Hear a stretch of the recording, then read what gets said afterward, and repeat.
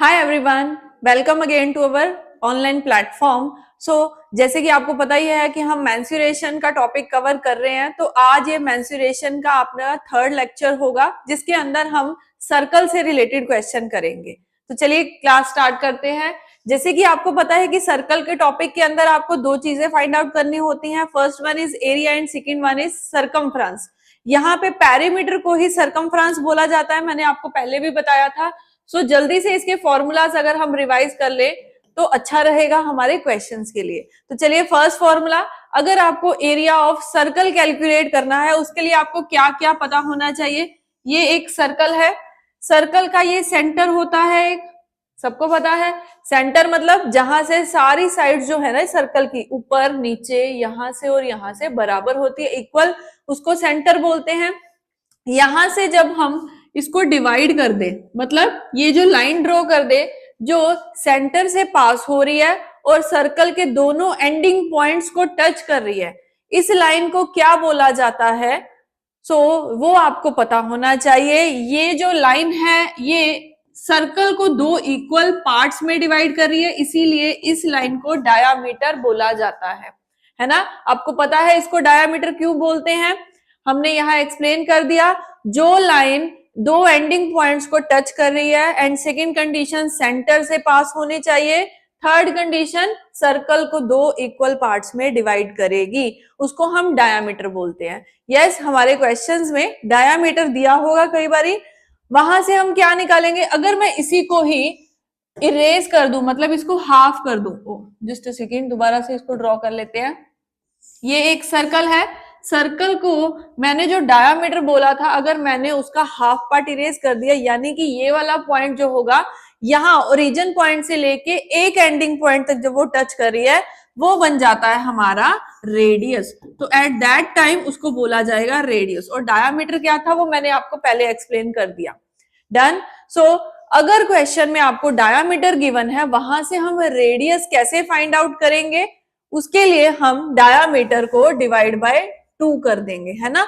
Diameter का आधा ही तो किया है, जब उसका हाफ किया तो हमारे पास रेडियस निकल आया। डन, ये समझ में आया। अब इसके बाद अगर मैं बोलूं ये मेरी एक लाइन सेगमेंट है जो एक एंडिंग पॉइंट से दूसरे एंडिंग पॉइंट को टच कर रही है, क्या इसको हम रेडियस या डायामीटर में काउंट कर सकते हैं?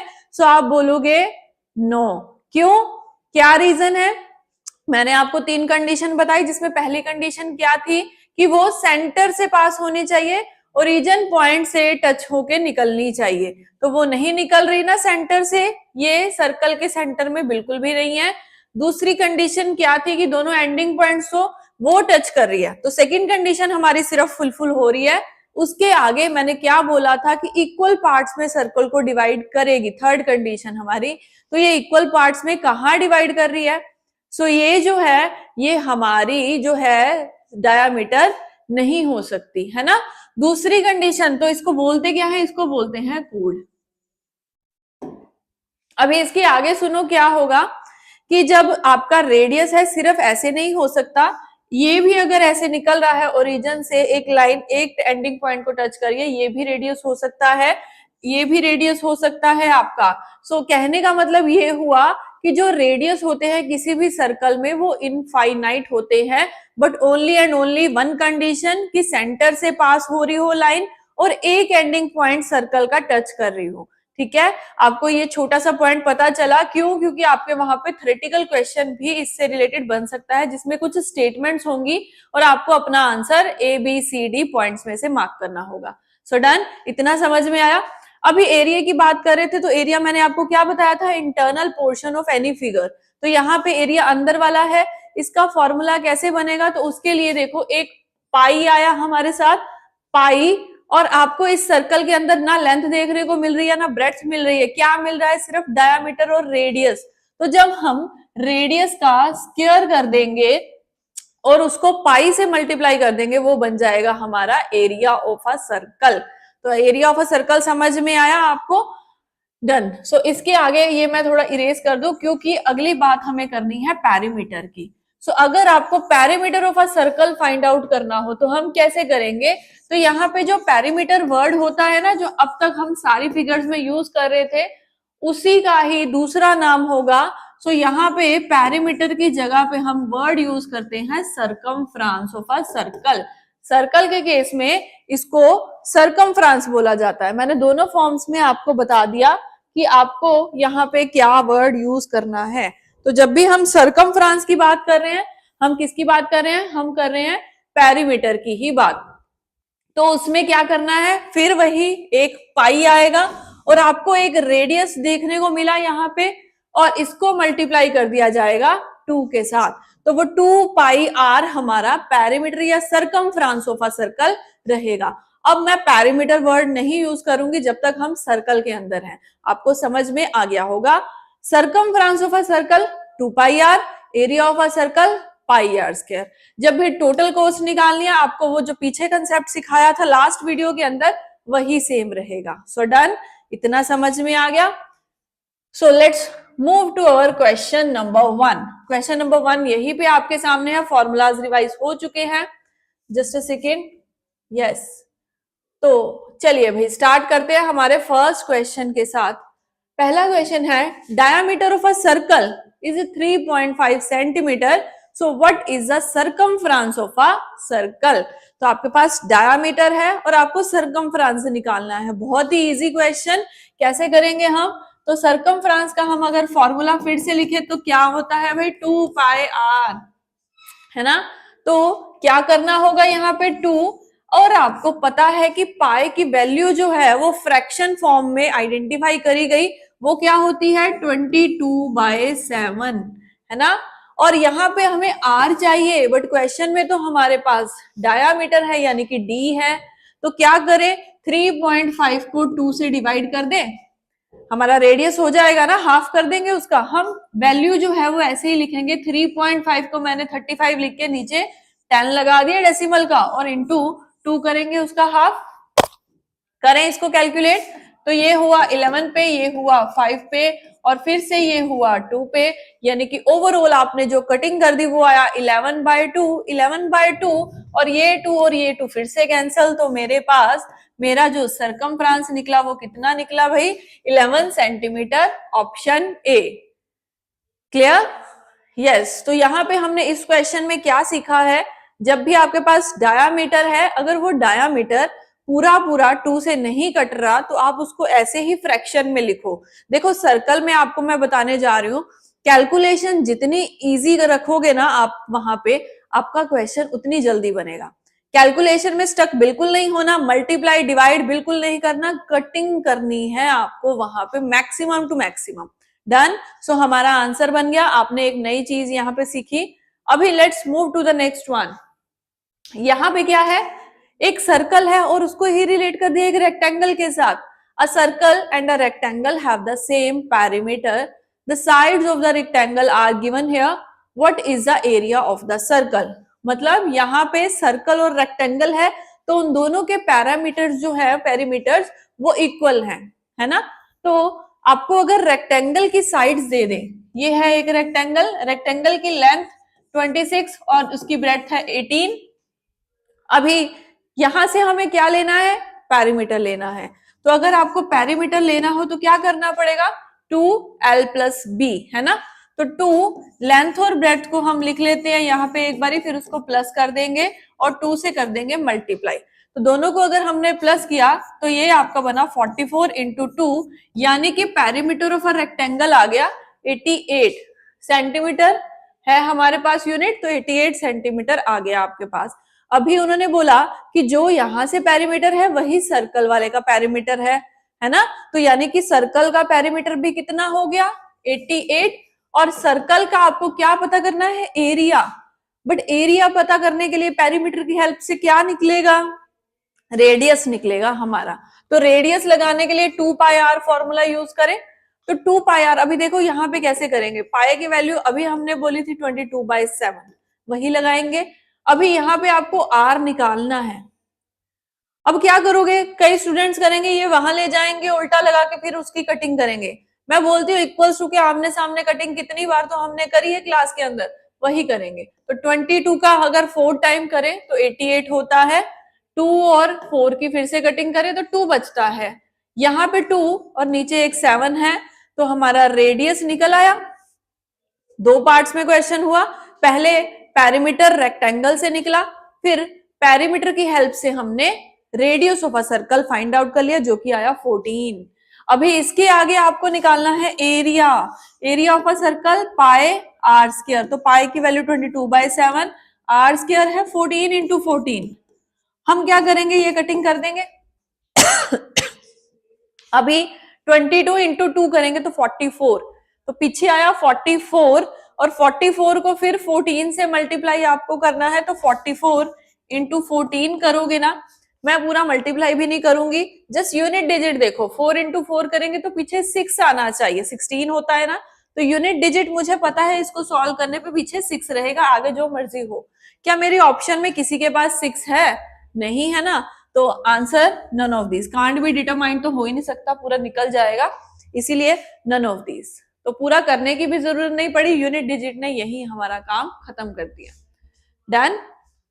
चलिए एक और क्वेश्चन करें अब। हाँ जी, सो इस क्वेश्चन में क्या है, a man runs round a circular field of radius 50 metre at the speed of 12 kilometre per our.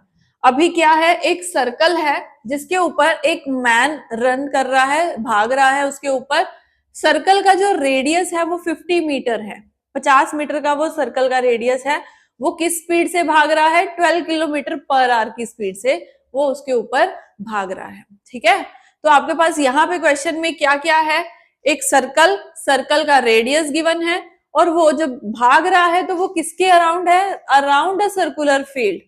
ठीक है, सो फिर उसके बाद उसने पूछा कि स्पीड से अगर वो भागता है तो कितना टाइम लगेगा, कि अगर उसको 20 चक्कर लगाने होंगे, उसी के 20 चक्कर लगाने हैं उसके, तो उसको कितने मिनट्स में आपको आंसर करना है, कितने मिनट्स लगेंगे उसको ये काम खत्म करने के लिए। सो ये थोड़ा हमारा हार्ड लेवल का क्वेश्चन है।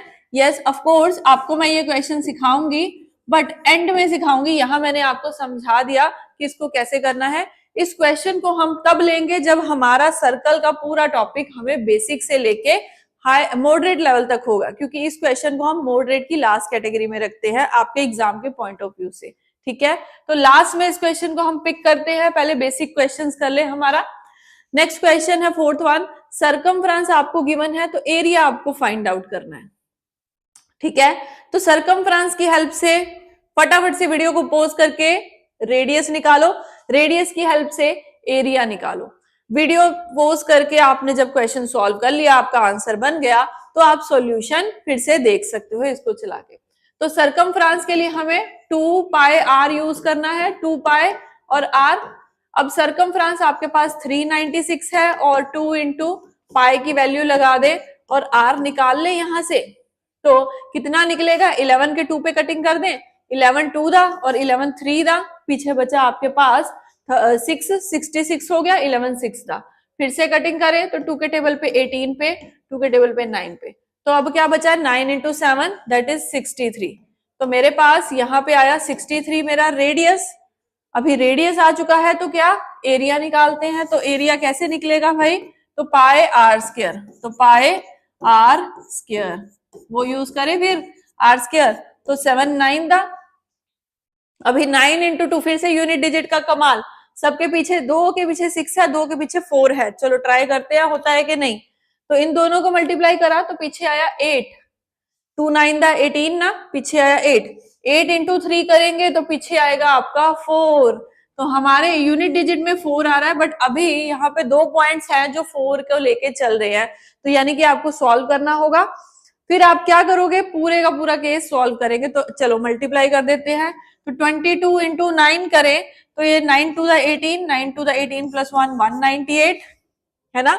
इसको 63 से अगर हम मल्टीप्लाई करेंगे तो हमारे पास यहाँ पे होगा 24 और ये 29। देखो मैं भी वैसे ही कर रही हूँ मल्टीप्लाई, आप जैसे करना चाहो आप कर सकते हो, क्यों, क्योंकि इसको 60 प्लस 3 करके भी आप कर सकते हो। तो चलिए 27 29 और ये 5 पे गया, एंड नीचे आपका आता है 48 एंड 58 एंड आगे है 11। ओके, सो यहाँ पे 4 7 1 2 4 7 4, यस ऑप्शन सी यहाँ पे मुझे मेरा आंसर मिल रहा है। अगर यूनिट डिजिट हेल्प नहीं करता तो आप फर्दर उसकी कैलकुलेशन करोगे, अगर यूनिट डिजिट आपकी हेल्प करता है तो निकालने की भी जरूरत नहीं होती। ये आपने यहां से सीख लिया। सो इसी के साथ हमारा ये क्वेश्चन फिनिश हो गया। होप कि आपका आंसर भी यही आया होगा। Let's move to the next one. अगला क्वेश्चन फिर से किसके ऊपर है? कोस्ट के ऊपर बेस्ड। तो cost of fencing a circular plot at the rate of 15 rupees per metre. तो कॉस्ट पर यूनिट आपको 15 दे दी गई है, इज रुपीज 3300। तो 3300 रुपए टोटल खर्चा 3300 का है, पर यूनिट का खर्चा 15 रुपीज है। तो क्या करवा क्या रहे हो आप? फेंसिंग करवा रहे हो। What will be the cost of flooring? Okay, so अभी क्या पजल डाल दी, पहले बोलते हैं फेंसिंग करवा के टोटल कॉस्ट ये है और पर यूनिट ये है, क्या निकलेगा? सरकमफ्रांस। बिल्कुल सही। सरकमफ्रांस से क्या निकालोगे? रेडियस। बिल्कुल सही। रेडियस से अभी कहते हैं फ्लोरिंग करवा दो। फ्लोरिंग के लिए पर यूनिट कॉस्ट आपके पास है, टोटल कॉस्ट आपको फाइंड आउट करनी है कितनी होगी। सो कैसे करेंगे इस क्वेश्चन को? 1 बाय 1 लाइन पकड़ेंगे और फिर उसको अटेम्प्ट करेंगे। सो पहली लाइन से टोटल खर्चा अगर 3300 है, पर यूनिट हमारा 15 है, हमें क्या फाइंड आउट करना है? हमें फाइंड आउट करना है सरकमफ्रांस। ओके, अभी सिर्फ सरकमफ्रांस लिखेंगे, पूरा फॉर्मूला खोल के बाद में देखते हैं करना चाहिए कि नहीं करना चाहिए। तो 3300, यहाँ पे ही कटिंग कर लेते हैं 3 के टेबल पे। तो 3 के टेबल पे ये 1100 और ये आपका 3 के टेबल पे 5 पे गया। अगर फिर से इसकी कटिंग करें तो ये हमारे पास 220 आया है ना। तो 220 आ चुका है मेरे पास सरकमफ्रांस। अभी हम सरकमफ्रांस का फॉर्मूला यहां लगा दें। सरकमफ्रांस 2200 आ गया आपके पास। सरकमफ्रांस होता है 2 पाई और आर। चलो फिर कटिंग करें तो ये 10 पे गया और ये 5 पे, तो 5 इंटू 7 हमारे पास 35 हमारा रेडियस निकला। डन। 35 है हमारा। अगर रेडियस, क्या निकालेंगे अब? एरिया। तो साथ ही में करेंगे सारा कुछ। तो टोटल कॉस्ट जब आपको निकालनी है और आपको एरिया भी निकालना है तो पाई आर स्क्वायर। सो ये हो गया मेरा एरिया। अभी मैं इसी को ही मल्टीप्लाई कर दूं, पर यूनिट की कॉस्ट मेरी कितनी पड़ रही है? 100 पर स्क्वायर मीटर। तो मेरे पास क्या निकलेगा? सीधी सी बात है, टोटल कॉस्ट निकलेगी मेरे पास। तो यस, चलो मल्टीप्लाई कर देते हैं अब इसको। ऑप्शन में पीछे सारी 0 0 0 है, हमें आंसर मिलेगा। देखते हैं कैसे। तो अगर मैंने 2 इंटू 5 किया तो 10, 10 इंटू 5 किया 50, मतलब 3 जीरोस हैं, कैलकुलेट करना पड़ेगा। तो अगर 22 इंटू 5 करेंगे तो 110 होगा। 110 को 35 से मल्टीप्लाई अगर हम कर दें तो हमारे पास बनता है 385। देखो 35 को अगर 100 से ही करोगे तो 3500 तो यहीं पे ही बन जाएगा। 3500 राउंड ऑफ करके कर लो। 10 और जोड़ेंगे तो 3500 में 350 और जोड़ना होगा, राइट। तो वो कितना बनेगा? 385 ना। तो मैंने कैलकुलेट करके आपको बताया, आंसर आया सी ऑप्शन। 3,85,000 उसको पड़ेंगे, 3,85,000 total cost to floor that square that circular field. Okay, so हमारा आंसर आया option number C. Done, good, यहां तक समझ में आ गया। Next one, difference between circumference and radius of a circle is 37 centimetre. अगर सर्कमफ्रेंस और रेडियस के बीच में गैप आपको दे दें, ठीक है, समझ में आया? एक सर्कल है, सर्कल का एक सर्कमफ्रेंस है, सर्कमफ्रेंस और रेडियस ऑफ अ सर्कल के बीच में डिफरेंस अगर 37 है तो एरिया ऑफ दैट सर्कल कितना होगा?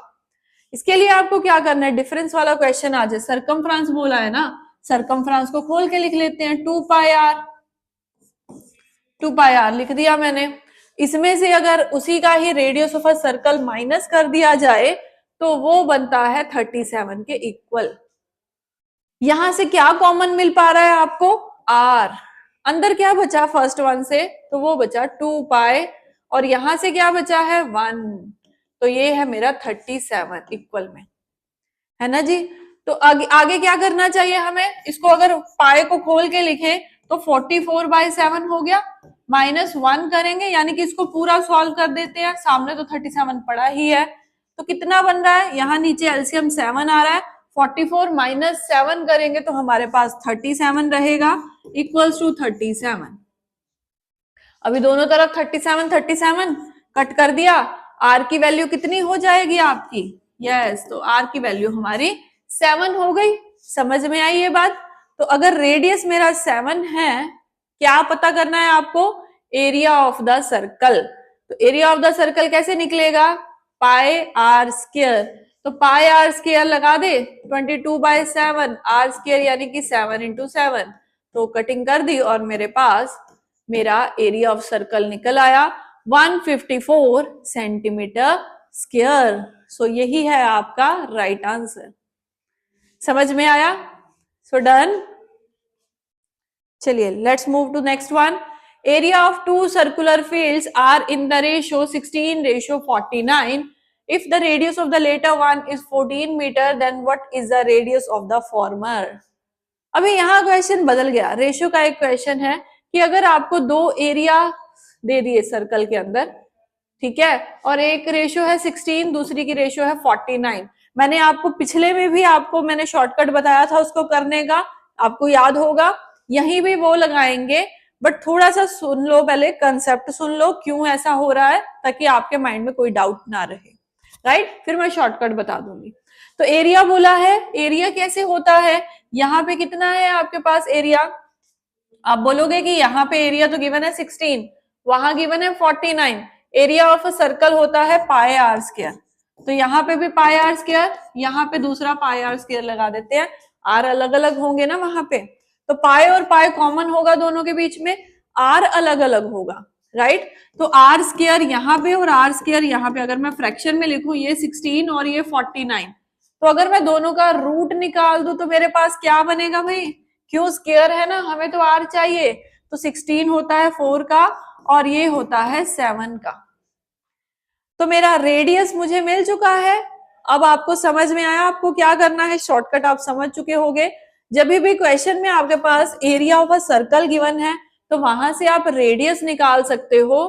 कैसे? रेशियो के अंदर कितना, जस्ट इन दोनों का रूट कर देना। ये इसका शॉर्टकट है, आप लिख भी सकते हो, एग्जाम्पल की हेल्प से भी अपने नोट्स में लगा सकते हो। तो 16 हुआ 4 का और दूसरी साइड ले ले हम तो 7 का स्क्वायर 49। तो ये मेरे पास रेशियो बन गई। अभी यहाँ उन्होंने क्या बोला? Radius of the latter one. Latter one मतलब सेकेंड वन की अगर वैल्यू आपके पास 14 मीटर है रेडियस की, तो फॉर्मर वन की वैल्यू क्या होगी? अभी हम यहाँ पे क्या करेंगे? दोनों को डिवाइड करके कॉमन मल्टीपल निकालेंगे। जो दोनों से मल्टीप्लाई होगा, रेशियो का कंसेप्ट, रेशियो वीडियो आपने देखी होगी। यहाँ इसको करें तो 8 मीटर हमारा यहाँ पे आंसर निकला। तो 8 मीटर यही पूछा था फॉर्मर वन, तो बी ऑप्शन यहाँ पे करेक्ट आंसर है। ठीक है, अभी आपको ये सब कुछ नहीं करना होगा, वहां पे आपको शॉर्टकट पता चल चुका है, बेसिक कंसेप्ट आपका क्लियर हो गया है। सो हमें वहां पे ऐसे ही आंसर करना है। चलिए अब इसके आगे चले। ओके, सो अगर क्वेश्चन में आपको रेडियस दे दिया जाए तो एरिया कैसे निकालोगे? एरिया से रेडियस करना तो मैंने सिखाया कि रूट निकाल दो। रेडियस से एरिया कैसे निकालोगे भाई? कैसे आंसर करोगे? तो जो भी आपका रेडियस होगा, यस यू आर राइट, उसका स्क्वायर कर दो, सिंपल बात खत्म। तो उसका हमने स्क्वायर किया तो एरिया आ गया, रूट निकाला तो रेडियस आ गया, दोनों डन। सो कितना इजी है ये क्वेश्चन आपके लिए। अब कितना टाइम जाएगा? मैक्सिमम से मैक्सिमम 4 सेकेंड और काम खत्म। ओके, सो एक और question. Area of two concentric circles forming a ring are 154 square centimetre and 616 square centimetre. So find the breadth of the ring. अभी ये केस क्या है? आपके पास एक रिंग है, ठीक है, तो उस रिंग के अंदर ना उन्होंने बोला कि दो कंसेंट्रिक सर्कल, कंसेंट्रिक कैसे होते हैं मैं बताती हूँ आपको। एक ऐसे है सर्कल, आप अगर रिंग को ऐसे देखोगे ना साइड से, तो एक बड़ा सर्कल नजर आएगा, उसी के अंदर एक छोटा वाला सर्कल आपको नजर में आएगा। ये जो दोनों सर्कल्स है ना, इन दोनों के एरियाज आपके पास हैं। ऑब्वियसली 616 बाहर वाले का होगा एंड 154 सेंटर वाले का एरिया ऑफ अ सर्कल होगा, है ना। उन्होंने ये पूछा है आपसे कि ये ब्रेड्थ कितनी है, ये कितनी चौड़ी है आपके रिंग, वो आपको आंसर में बतानी है। ठीक है, समझ में आया? सो यहाँ पे हम कैसे निकालेंगे इसका आंसर, रेडियस कैसे करेंगे, ब्रेड्थ कैसे फाइंड आउट करेंगे। मेरे पास है क्या क्वेश्चन में, एरिया। तो ध्यान से सुनना इस क्वेश्चन को। अगर मैं पहले वाला बड़े वाला एरिया निकालूं तो वहां पे मुझे एरिया गिवन है 616 और ये होता है पाई आर स्क्वायर। फिर से तो पाई की वैल्यू 22/7। यहाँ पे मैं बड़ा आर रख लेती हूँ आपके कंसेप्ट क्लैरिटी के लिए। तो इसको आर स्क्वायर निकालना होगा, यहाँ पे आर स्क्वायर से हम आर निकाल लेंगे। दूसरी तरफ भी आपको ऐसे ही करना है। उसका एरिया कितना है आपके पास 154 और पाई आर स्क्वायर स्मॉल वाला यहाँ पे यूज कर लेते हैं। सो दोनों से हम रेडियस की वैल्यू निकालेंगे, फिर मैं आपको बताती हूँ कैसे आगे जाना है। तो 11 के टेबल पे ये 2 पे और ये 5 और 6 पे जाएगा। फिर से कटिंग करें तो 11 के टेबल पे ये 28 पे गया। 28 इंटू 7 करेंगे तो हमारा आर स्क्वायर निकलेगा। तो एक बारी मल्टीप्लाई कर देते हैं तो ये बना आपका 196 आर स्क्वायर। 196 किया तो आर की वैल्यू आपकी 14 निकल आई यहां से। सो यहाँ पे वैल्यू 14 है। नेक्स्ट वाले पॉइंट में अगर देखें तो 11 के टेबल पे ये 2 पे और ये 11 के टेबल पे 14 4 पे, तो ये फिर से किया, बचा क्या 7 इंटू 7 49। सो अगर आर स्क्वायर 49 है तो आर की वैल्यू 7 होगी यहाँ पे। ठीक है, दोनों आर निकल आया आपके पास। अभी देखना ध्यान से सुनो ये वाली बात, just a second, colour change करें इसका। अभी देखो जो ये बड़े वाला आर आया है, इसका मतलब इस सेंटर पॉइंट से लेके यहां तक का, सॉरी यहां तक का आपका रेडियस होगा ना, ये बड़े वाला रेडियस जो 14 आया, इसमें से उसने बोला स्मॉल आर, यानी कि ये जो अंदर वाला है, फिर से कलर चेंज करें, यानी कि ये अंदर वाला इतना रेडियस आपके पास कितना है 7। ये रेड वाला जो रेडियस है ये 7 है, ये जो व्हाइट वाला रेडियस है ये आपका 14 है ना, क्लियर हुआ। तो अभी यहाँ पे अगर मैं इस बड़े वाले आर से यानी कि 14 में से इस स्मॉल वाले आर को माइनस कर दूं तो मेरे पास क्या बचेगा, only and only this portion, जिसको हम ये ब्रेड्थ बोल रहे हैं। ये ब्लैक कर दिया मैंने इसको समझाने के लिए, समझ में आया अब आपको। तो ऐसे इसका हम आंसर करेंगे तो वो कितनी ब्रेड्थ निकलेगी हमारे पास 7 सेंटीमीटर। सो उन्होंने यही पूछा था कि ब्रेड्थ ऑफ द रेक्टेंगल क्या, ब्रेड्थ ऑफ द रिंग क्या है, तो हम ऐसे इसका आंसर फाइंड आउट करेंगे। होप कि आपको ये क्वेश्चन बहुत अच्छे से क्लियर हो गया होगा। Yes, clear, okay. सो इसका राइट आंसर 7 सेंटीमीटर। चलिए अब नेक्स्ट क्वेश्चन पे चलें। अगर आपके पास एक ओके, सो ये क्वेश्चन जो है सरकम रेडियस से रिलेटेड है, एक इक्विलेटरल ट्रायंगल के ऊपर बेस्ड। ठीक है, तो हम इस क्वेश्चन से, और हमारा एक question speed time distance related भी है, उससे हम नेक्स्ट वीडियो के अंदर डिस्कस करेंगे। आज के लिए इतना बहुत है, आपको बेसिक समझ में आ गया होगा। नेक्स्ट वीडियो से हम यहां से स्टार्ट करेंगे और पिछले अपने दोनों क्वेश्चंस भी फिनिश करेंगे। थोड़े से क्वेश्चंस रह गए, अगली वीडियो के अंदर हम सर्कल के साथ ट्रायंगल भी कवर करेंगे। इसके साथ ही आपका कुछ पोर्शन जो है 50% जो है मेंसुरेशन कंप्लीट हो जाएगा। सो मिलते हैं नेक्स्ट वीडियो में। Thank you everyone.